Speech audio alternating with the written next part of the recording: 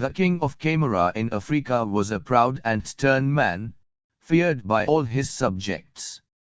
One day while sitting in his mud palace, surrounded by fawning courtiers and watched by a multitude of people who had come to see him, he was suddenly overcome by a sense of grandeur and loudly declared that he was master of the world and that all men were his servants.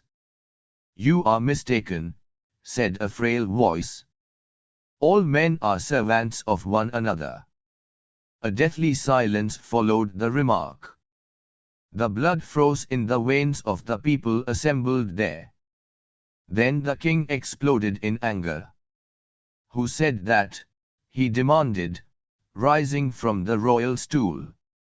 "Who dares suggest that I am a servant?" "I do," said a voice in the crowd, and the people parted to reveal a white-haired old man, leaning heavily on a stout stick. "Who are you?" asked the king. "I am Bukka," said the man. "We have no water in our village. I have come to ask for a well to be dug there." "So you are a beggar," roared the king, striding down to where the man stood. "Yet you have the temerity to call me a servant." "We all serve one another," said Bukka, showing no fear, "and I will prove it to you before nightfall."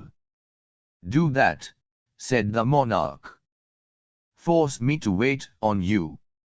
If you can do that, I will have not one but 3 wells dug in your village. But if you fail, you'll lose your head."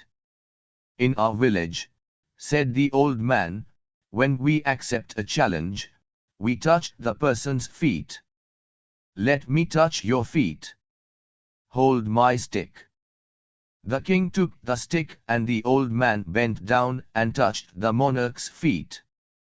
"Now you may give it back to me," he said, straightening up. The king gave him back his stick.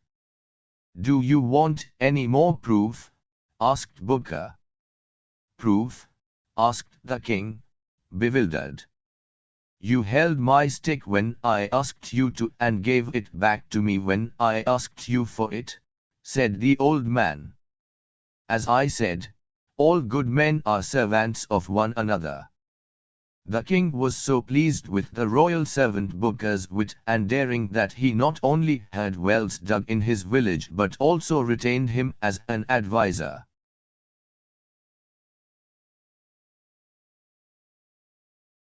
The spider is the hero of many West African tales.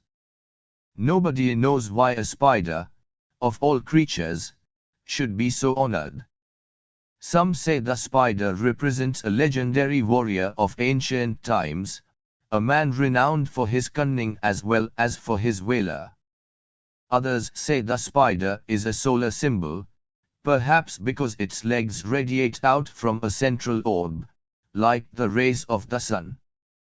Here is a spider tale from northern Nigeria. When Mother Hyena was away, Anasis, the spider, went to her den and informed her cubs that he was their uncle, for you all. "Wake me up when your mother brings food," he said, and curling up in a corner, went to sleep. Presently Mother Hyena came with meat which she gave to her cubs, saying, "This is for you all." The cubs woke up the spider and gave him the meat which he devoured. Mother Hyena brought meat twice more, on each occasion saying, "This is for you all," while handing over the food to her cubs. Each time, the cubs dutifully woke up Anasis and gave him the meat. In the evening when Mother Hyena came home, the cubs started crying for food. "Still hungry after all the meat I gave you?" she asked, surprised. "Uncle ate it all," they wailed. The spider, realizing that it was time to run, darted out of the cave and sprinted away. "That's Uncle for you all," shouted the cubs. "Is he?" said their mother, grimly, and bounded after the spider. Onassis rushed into Dog's house and sat beside him. "I have just finished eating," said the dog. "I have nothing to offer you." "That's all right," said the spider. "I have already eaten. That's why I'm here." The hyena came in just then.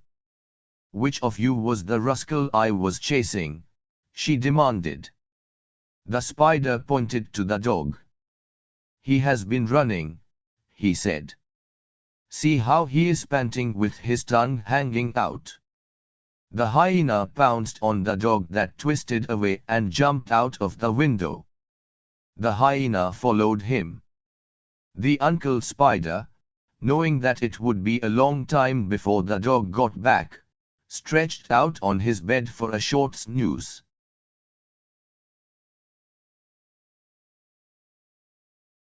A valet was riding behind his master, the aristocratic Chin Yu. Chin Yu turned round, and when he saw his valet lagging far behind, yelled at him to ride faster. With great effort, the valet caught up with his master. "Stay right behind me," roared Chin Yu. "My horse is old, master," said the valet. "It cannot keep up with yours." "That's because you have not fed it," said Chin Yu, angrily, and gave the lad such a blow on his head that it nearly unhorsed him. They continued on their journey. Chin Yu's anger soon subsided, but the valet smoldered. It was not the first time his master had hit him, and he had begun to resent being used as a punching bag. As he brooded, the sky became overcast and it began to thunder. Chin Yu was afraid of thunder and looked up fearfully at the sky. When it thundered again, he closed his eyes tightly and hid his face in the horse's mane. His valet noticed his discomfort, and a mischievous idea entered his head. When next it thundered, the valet rode up behind his master and gave him a blow on the back of his head, at the same time shouting, "Lightning!" Chin Yu thought he had been struck by lightning and slumped onto the back of his horse. After some time he raised his head again. When again it thundered, the valet gave him another blow, shouting as before. This happened again and again. On the 10th occasion, the aristocrat fell from his horse and became unconscious. The valet dismounted and sat beside him. He felt remorse for what he had done. After all, the man was his master and also much older than him. When Chin Yu began to stir, the boy quickly lay down and closed his eyes. Chin Yu got up and was pleased to see that his valet too had been knocked unconscious. He began to shake him. The lad opened his eyes and pretended to be dazed. "What happened, master?" he said. "Lightning hit you just once and you became unconscious," laughed Chin Yu. "I was hit 10 times before I fell." When the storm had subsided, they resumed their journey. Chin Yu felt that the gods had punished him for his cruelty to his manservant, and from then on never hit the valet again.